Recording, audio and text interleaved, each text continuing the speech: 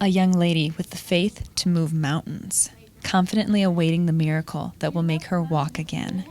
Meet Julia Bruzzese. I pray to God every day that He will make the miracle keep happening, because it started, and I believe that's why it has happened, because I believed and I prayed. Her miracle started with a blessing from Pope Francis. Julia's principal, Sister Joan DiRienzo, says she was moved by the Holy Spirit to ask one of the coordinators if Julia could be in the airport when the Holy Father arrived in New York.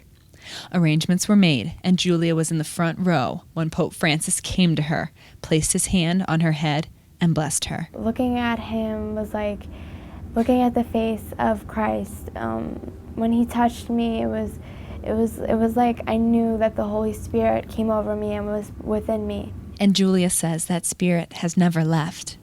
In May, an illness with wide-ranging symptoms left her unable to move her legs, missing school, and confined to a wheelchair. Her family and some experts believe Julia has Lyme disease, but blood tests didn't show it, which prevented her from receiving full treatment. After the Holy Father's blessing, two things happened.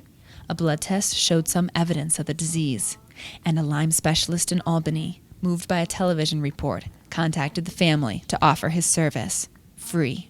To me, that's amazing that a complete and total stranger, hours away from us, would reach out with that kind of love and concern for someone they've never met.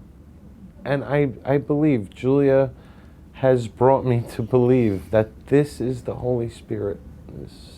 This is truly a miracle. The family says an outpouring of support followed the Holy Father's blessing. And despite the dozens of days spent with specialists and in the hospital, Julia remains full of faith. It is unfortunate that this has happened to me, from going to an active person, straight A's in school, going from soccer to softball to dance to choir to handbell, and now being in this wheelchair.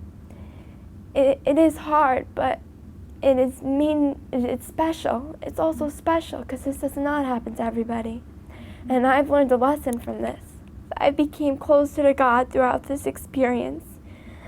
You know, I was close to God before this has happened. I had faith in God, but now that this has actually happened, I know what it feels like, and I know how you have to trust in God and have faith in Him. Julia is confident that she will walk again, and she says that when she does, she will visit the sick and give them a simple message. You can get through anything with love and faith in God, and a miracle can happen if you believe.